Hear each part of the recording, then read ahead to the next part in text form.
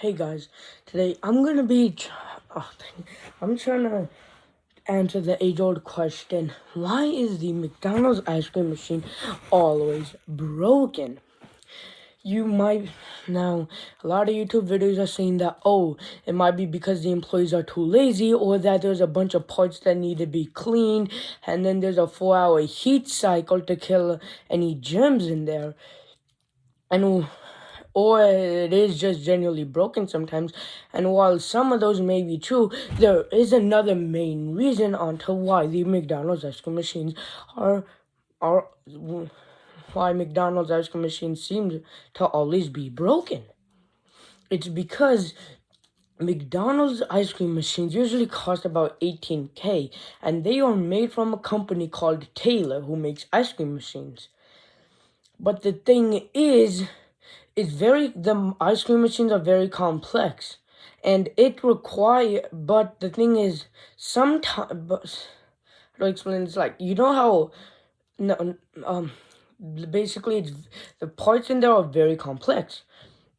And sometimes the ice cream machine gets broken a lot of times because it's complex, and also a lot of the machines there are old, so they break down a lot.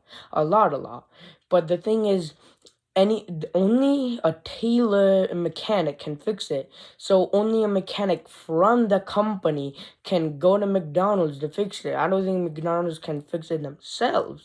And it's estimated that Taylor, the ice cream machine making company, no, the ice cream machine maker company that makes ice cream machines, um, makes around 25% of the revenue from this. And I genuinely think this is true because, like, this one time, like, almost 10% of all ice cream machines at McDonald's were broken. That's a lot. 10%, it's a lot. But uh so that's that. You might be saying, oh, okay, well, what about when they need to clean it? Like, why don't they just clean it at night? Like, nobody's gonna come to McDonald's at night to get an ice cream machine. Well, no, to get ice cream. Well, it's also some. So why don't they? So why do they still say it's broken even around like 5? It's because sometimes uh the employees clean the machine and put it on the 4-hour heat cycle early, so that they can get out of shop more early so they can go home. Um, and a lot of employees do this around like 5 or 6, which is why usually then it's broken. They say it's broken, but it's really just being cleaned or on the 4-hour heat cycle. Because some people won't care, they just want their ice cream. Stop the whole cycle. You'll have to restart it. I don't care. Just give me my ice cream. People will be like that, so they have to tell them no, it's broken. Um, and you know the Taylor thing? It is kind of like the right to repair stuff. Like, Apple has made numerous attempts to stop third party repair shops to repair them unless they're Apple trusted or Apple certified.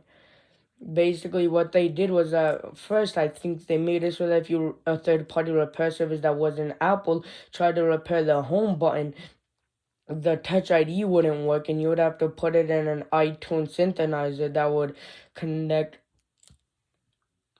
Sorry, Pippin.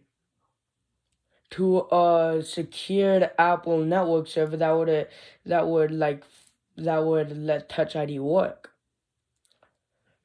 And then they did the same thing with Face ID, and then Gotti. But then they made it harder. Like, they would put more, like if you try to replace the battery, it would have a battery warning, like, oh, you can't check the battery percentage, and Apple can't authentify if it's real or not. And even if you replace it with a genuine part, it will still be deemed as fake. What you have to do is that there's a little, like, floppy thing on the bottom of it. You have to, like, I don't know what to do. I just look up a tutorial, and but then you take that and then you have to no, I don't know, but put it on the new battery and then the message should go away. Do not, but just fall look it up on YouTube. But it is really hard. But yeah, it is really hard, honestly. But and some people are saying the iPads are more harder because the screen is like thinner. It's harder to get off with like Pry Tools, which most third-party services use.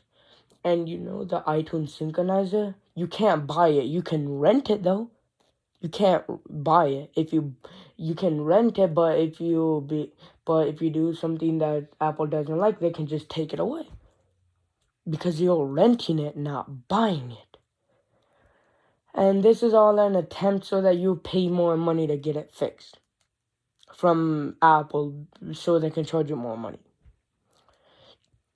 And this isn't Apple's first scandal. They were also in with a scandal where they were to put updates for older phones to slow them down. And people thought this was so that so that you would have to switch to a newer phone. Apple said that it was actually because of the battery. Like every physical battery degrades over time. Well, right now at least. But they stopped that by lowering the GPU and CPU performance, thus making it slower, thus making the battery able to last more. But they eventually had to stop it, and I think they still do it to this day. But yeah, but I think this was around iOS 8. No, but speaking of iOS 8, you know the Apple Watch? The Apple Watch is actually running a slimmed down version of iOS 8 and it doesn't use Springboard. It uses another like thing, and then it's a slimmed down version of iOS that uses something that's not a Springboard. But I really want dual speakers on an Apple Watch, like really. Because, and I don't want, and you know how on the iPad Pro, the new ones, they had like two speakers with one here, one here, one here, like on this side, and then this side.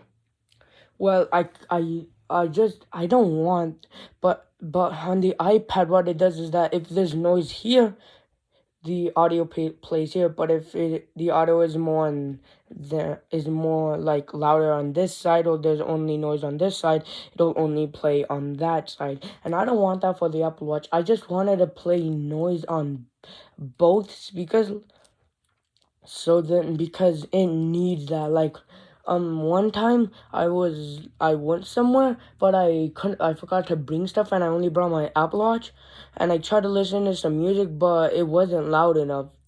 So yeah. And man, what else? What else is there left to talk about? Oh yeah.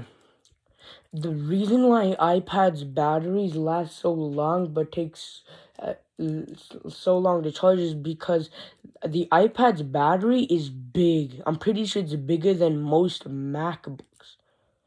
And because of that, it can last a very, very, very long time.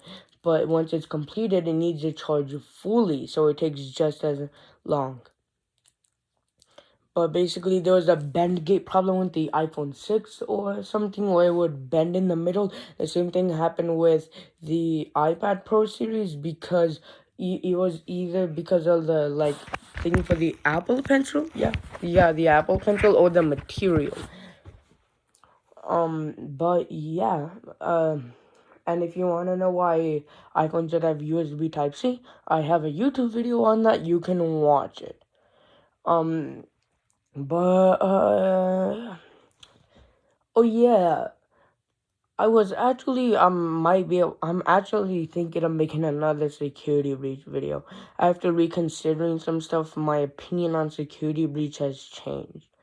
Along with how Steelwood Studio should handle games of, yeah. Look forward to that, but, you know, do it. Like, subscribe, do it.